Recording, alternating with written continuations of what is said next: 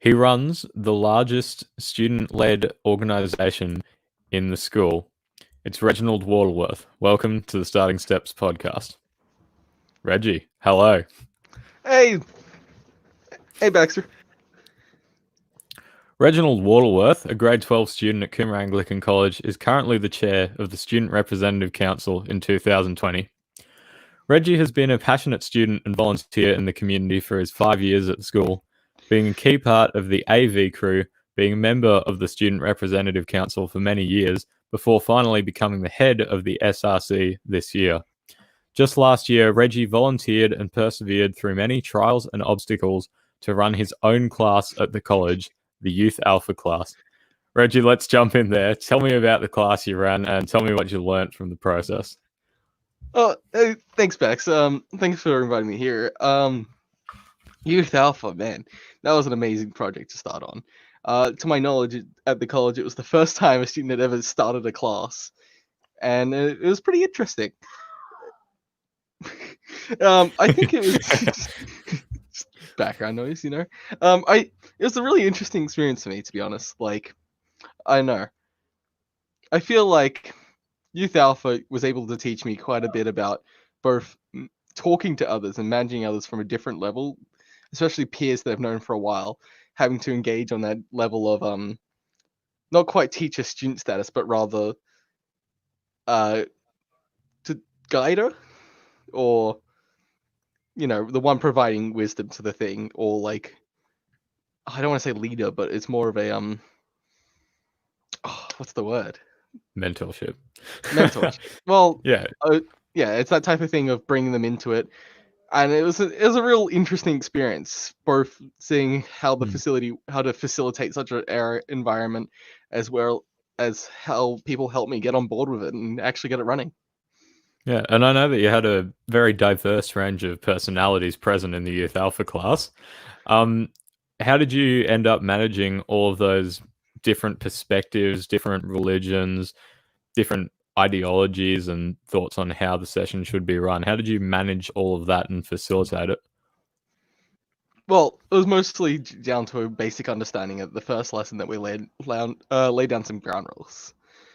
We laid down the basic principle that what stays in the room, what is said upon in the room stays in the room, and that we will respect each other, and that's what compliance within the group requires. From there, it was everyone's basic respect and responsibility that kept the group going.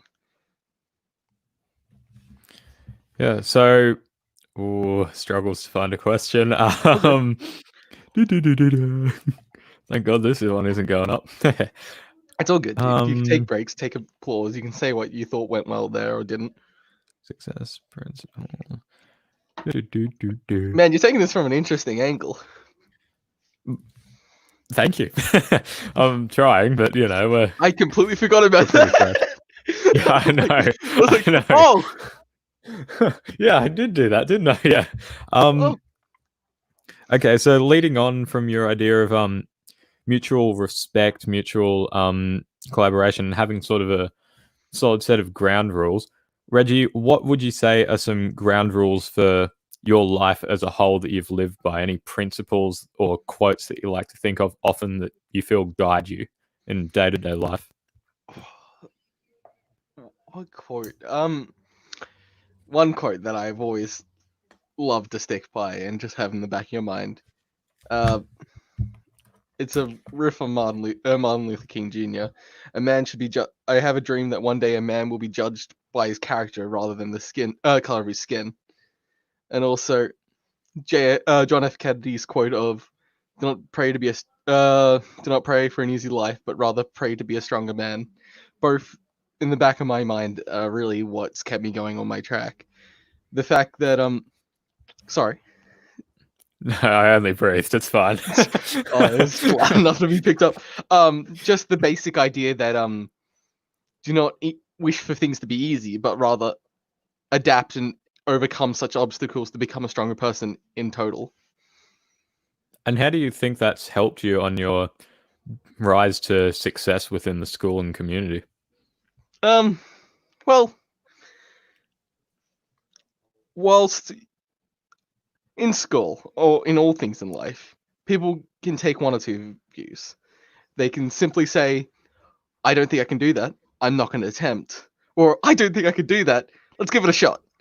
And I feel like having a mindset that allows you to grow and adapt to what challenges you could face allows you to become stronger in total rather than giving up at the starting line.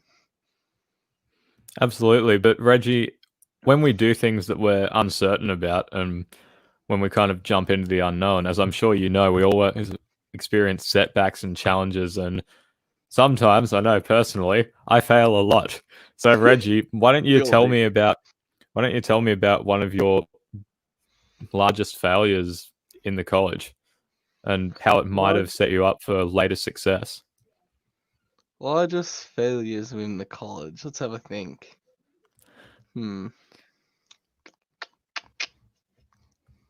What have I failed at recently? I mean, one thing that comes to mind recently. It's not really. Oh, I guess you can call it a failure. So 2019, last year, the hype about leadership was building up. It was the start of the year. We were getting into it. I was at this point interested in going for a leadership role. I wasn't certain on what I was going to go for. At the moment, I think I decided prefect or college. No, not college. Prefect or house captain. I wasn't quite going for the top yet. And that resonated in me wanting to become more known at the college. And I was already starting to do a bunch of things, help out around where I could.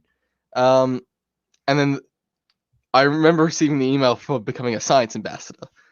Now, the science ambassadors was something that I wanted to become a part of, but unfortunately, I did not make it through to the final process. I felt quite destroyed at that point. I was like, man, that sucks. As everyone does. Everyone feels bad when they don't get the role they want. But rather than dwelling on the fact that I'm useless, I can't do that, man, I'll never amount to anything, I went, man, what could I do more that I didn't do this time to get the role I want at the end of the year? And I feel that really modeled and built me into what I wanted to become at the end of the year.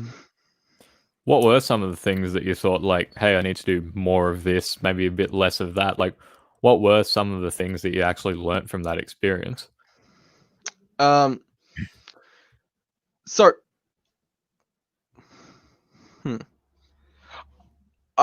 became a bit more vocal. So I realized, man, I can't appeal to people if they don't know who I am. It's just that simple. I can't get people to vote for me or choose me as someone they would like to represent them if I don't exist within their head. I can't. So I went out and I feel like I really expressed myself and let myself be known to the general public of the college and the community. And on that note, I tried to do everything that I could to help everyone so that I'm not just a person speaking at them, but rather someone they actually know and has interacted with before. And would you say that that is one of the most worthwhile things that you've done in your rise to success at the college? Or do you think that there's something else that's been more worthwhile, more impactful on your journey? If you're referring to my communication and interaction with the community, I think anything can be quite as worthwhile as the interactions and friends I've made along the way. The connections are always the best part of what I do. It's just why I continue doing what I want to do. Talking to people, cooperating, and overall achieving a larger picture is something that I truly find invaluable. So, picking up on that idea, where do you want to progress to from here? Out of school? How long down the timeline do you think? Are we thinking as wide? Or as far Well, as we want? let's start with what you want to see from the rest of the school year, and then we'll just keep on moving out. School year. Okay, so one of the big things that I want to do across colleges, bridge the gaps between the campuses. Just based on the school layout, there's a social divide between all three campuses. I really want to merge that gap if we can and just have a nice, warmer feeling community. Of course, there's been troubles along the way with a certain pandemic. You may have heard it. I'm not sure. So physical closeness is an issue, but we're doing our best to try and accommodate for that. Later on, out of the line, out of school, I'm going to go to university is the plan currently. University, I'm thinking currently computer science, dual bachelorship with commerce. And I'm probably going to enter the corporate world where I plan to become a project manager, just for the idea of cooperation and working towards a bigger picture with people. I don't really see myself in a job where I work by myself. People are just very valuable within what I do.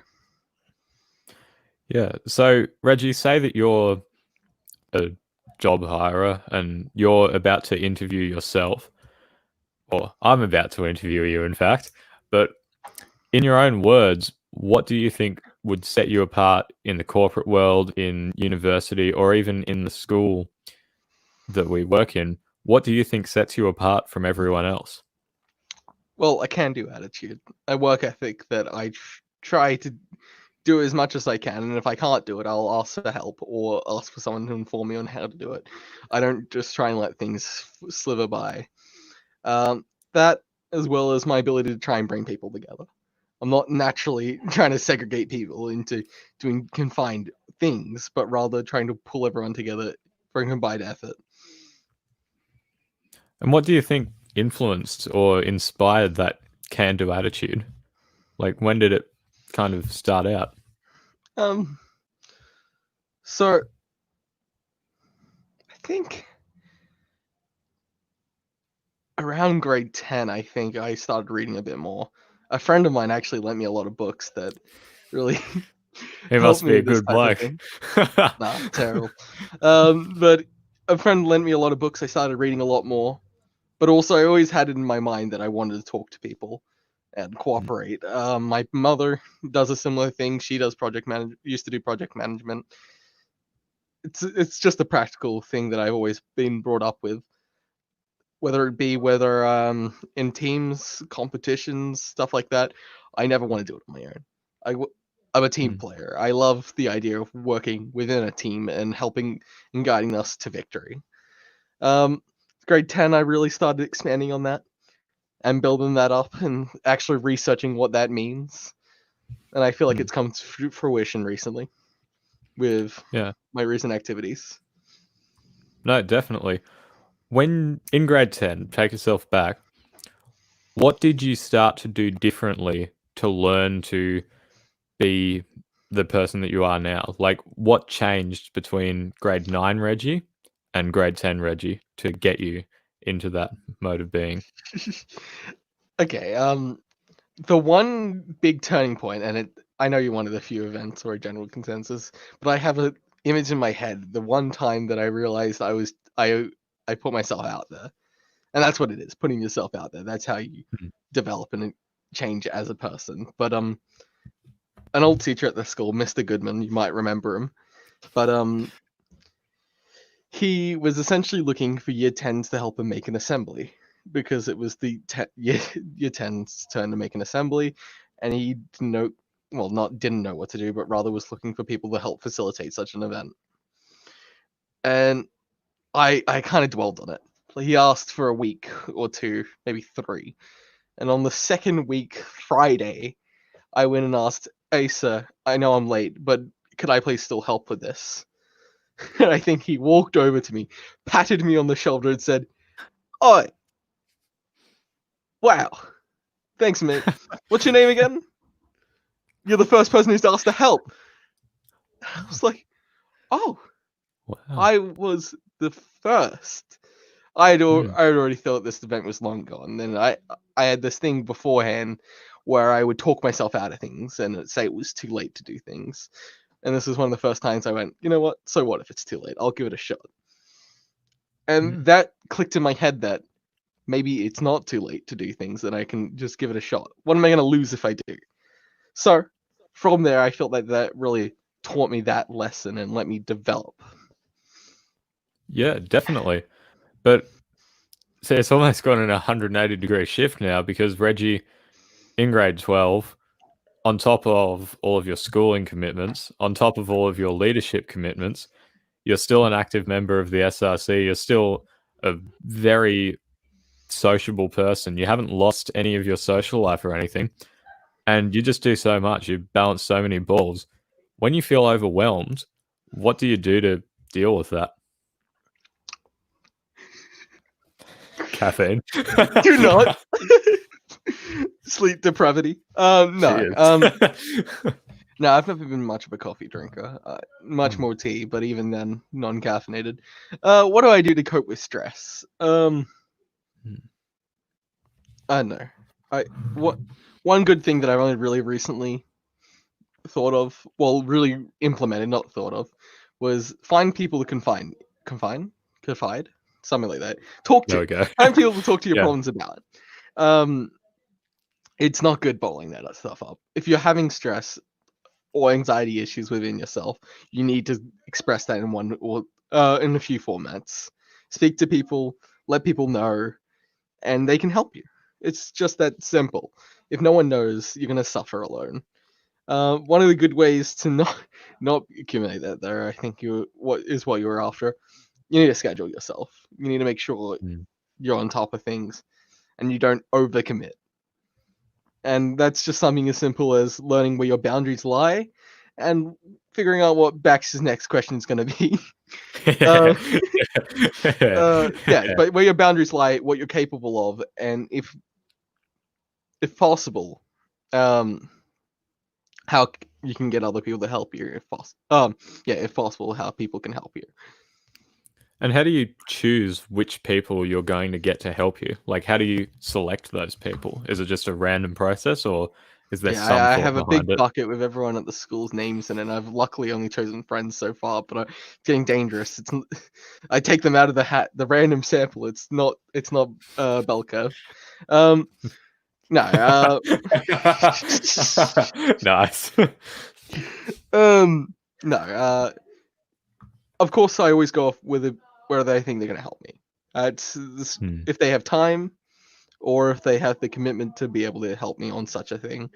So I on that And how do you I go. gauge that? How do I gauge that? Well, Yeah, like how, let's say, Reggie, I know that you have a lot of friends in the school. Let's say yeah, that sure. you've got, well, no, you genuinely do. You might not have a whole lot of close friends, but no one does. Like, Reggie, you've got a whole lot of friends at the school. I know this for a fact. But Yeah. let's say that you've got like a choice of two friends, person A, person B. How do you know which one's going to be better able to help you out and help you de-stress and vent and everything? So is this in relation to helping with a project that I'm working on, or rather Just helping talking to you you kind about of calmness? decompress and You never want to lay something yeah. on someone that's already busy, or you can see it them Mm, himself. It's as simple as talking to them, gauging by their mood, or just simply asking, "Hey, dude, how's it going?" Um, mm,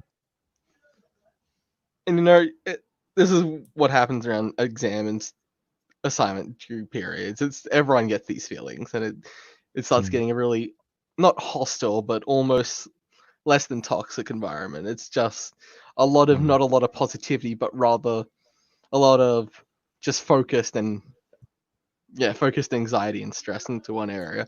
And you really mm, just need to talk to everyone.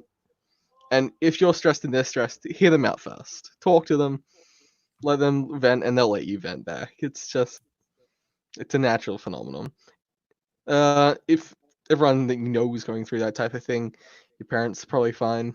And if not, there's plenty of people at the school that would be more than happy to hear out your frustrations for a moment. Well, I hope so. At least my teachers have heard me rant more than once. Oh yeah, definitely. All right, so jumping around even more because I can. Um, Reggie, let's say there's a kid in grade 11 right now, and Mhm. they're somewhat following in your footsteps. They're thinking, all right, I've been doing the community service, I've been doing all of the extra stuff. I want to be SRC chair next year. What would you say to that kid in grade 11? What advice would you give them to get the role successfully? See, to get the role, in my opinion, the role should always go to those who most deserve it. You know, how do you objectively judge that? I have no idea. But you should be doing the things for the reason of you want to do them. You shouldn't force yourself to do community service for a badge. That is just it. That's how you're going to burn yourself out. At school, in life, if you keep that attitude, you will not continue. Your mental will be shot, and you will lose a will to continue. But if you have the right mindset, or not the right mindset, there's not one mindset that will get you a role. But don't force yourself to do things. That's not a thing you should do. Have something that you feel comfortable with, and that you feel is your niche, and that you're going to push for your role for. And once you find that,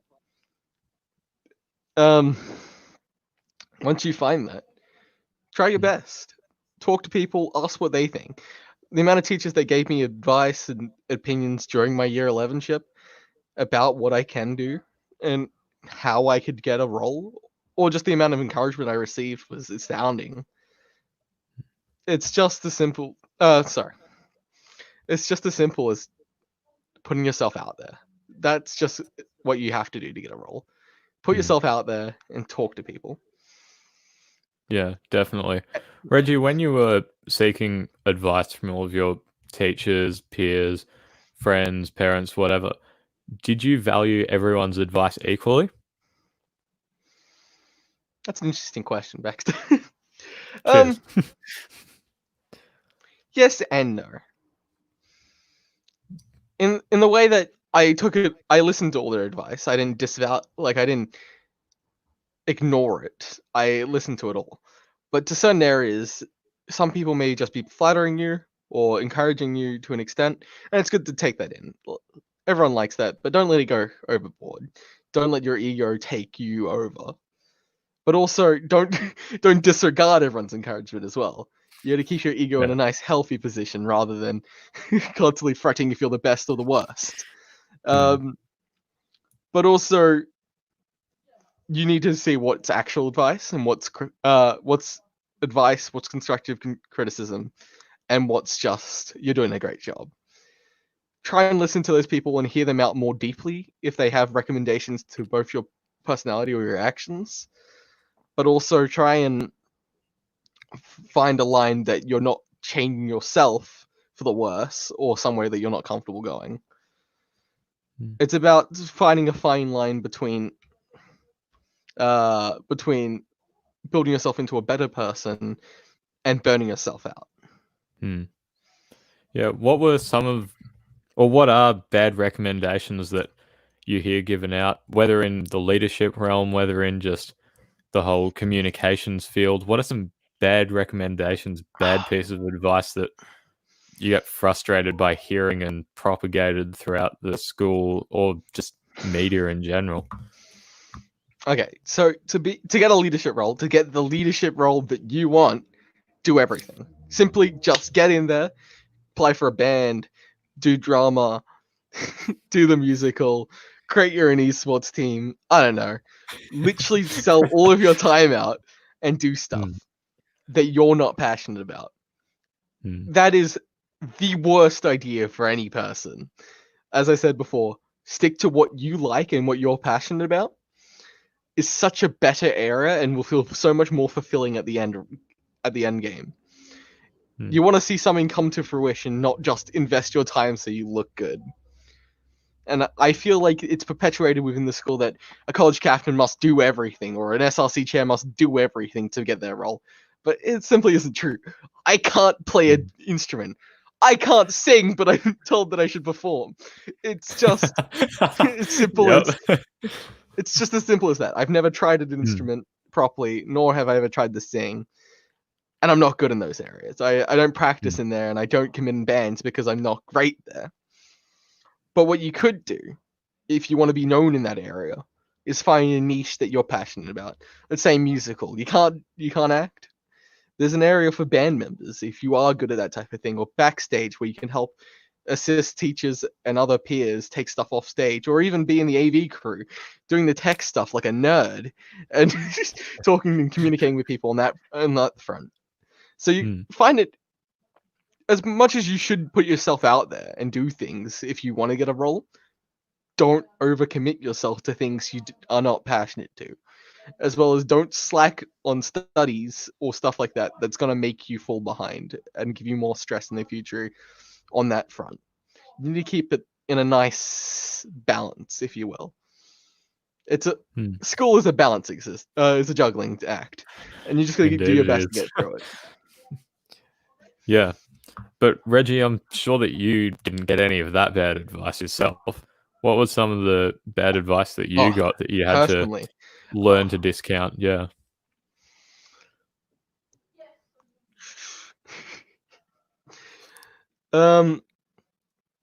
Or perhaps did you feel that it was all good advice and it was all just gems? Definitely not. But I'm coming trying to left, think right, of center? an example off the top of my head. But That's all right. Something on the lines of, man, you've done a really good job. Man, I'm really impressed with what you've done. I'm so glad that you're putting yourself so forward. I'm glad that you're so sorry, that's not coming out right. But it's something on the lines of, man, it's great to see your work and you're done. Man, I'll sure be voting for you now. It's just like, but I'm not done. I feel it was at the point where I felt like I was only getting started. Leadership is not acting until you deserve the role, but rather acting as if the role was never there in the first place. It's about continuing it as if nothing happened, whether or not you have the badge on. It's about getting stuff done in a group. And with or without the badge, I've tried to keep pushing through and trying to change things and get things going. Some examples of such things is just fun stuff that I like to organize and I try to convince friends to be part of. A few times they weren't the most willing, but they were more than happy to help out. Not most willing, but the most comfortable, but they were more than happy to help out. Stuff like the chess competition, the quick start to VR, the esports team that's failed twice, primary mentoring, service acts just around the campus, and AV crew, stuff like that. That's fun. You can be a part of and shows yourself continuously trying to improve areas of the college. You shouldn't ever say that you've done enough, because quite frankly, I don't think anyone can do enough for their community. So Reggie, that begs the question, do you think that you're successful? Success is an interesting question. How does one define success? Would normally rely. How one would define success. How do is you up to the define person who success? says it. Success is an interesting word that's been said to me. Do I think I'm successful? Yes. But do I think I've achieved success? No. I feel like I still have a lot to do, a lot to improve. And if I was taken out, let's just say I was moved from this world completely, not like died, but an omnipotent being pulled me out right now. And Right. have you been successful? Do you think you were successful? Probably not. I feel like I could do so much more. And there's still so many more areas that I can help out in, or improve, or build upon, and so much more that I could work towards. I was once asked, what do I define as success by someone? And I looked at them, and I couldn't really answer the question. And then I said 3 things. How do I define a successful life? Did I have fun? Did I have fun? Do I feel fulfilled? And did I leave a legacy? Those are the 3 things that I said to that person. And I don't know if I stick by them now, but he looked over to me and smiled and said, wow, I think that's dumb. I have some real concerns with your definition of success. I think I know who this is too. But that's how I define success. And currently, I am having fun. I am feeling fulfilled with what I'm doing. And the legacy question, as he said to me, you can't really tell until you're gone. So I'll have to find out on that one. In the end game, Reggie, let's say that you're 80 years old, 90 years old, hopefully more like 170 years old. Ooh, But technology, let's say baby. that you're right at the end of your life. What do you want your legacy to be? What do I want my legacy to be? Yeah. What do you want to leave to the world? Hmm. It's a broad question. What do I want to leave in like 80 years' time for the world to remember me by? I don't know. If anything, as a child I always wanted an advancement in technology to be named after me, or that type of thing that I discovered and worked upon and then pushed forward. But I don't know if I continue that same thought now. Hmm. I always thought that was a fun childish idea. That something like I'd be known like Einstein or something like that, a common niche household figure type of thing. And that would be my legacy, you know. Mr. Punnet's already taken my first name tragically, but I can live with that. But stuff like that. A household name would be nice, but who can really define how that will happen? What's more valuable to me probably now is that I made a meaningful impact in people's lives. That I was someone that had some influence in how people perceive the world or perceive what other people were doing. That would mean a lot to me. And to answer your question before, I don't know if I feel successful, but I feel like I'm having fun along the way. Awesome. Well, Reggie, thank you for joining us. This is my co-host, Reggie. I'm Baxter Dent, and you've listened to the first ever episode of the Starting Steps podcast. Enjoy the rest of your day. Goodbye. Thanks for coming along. Time.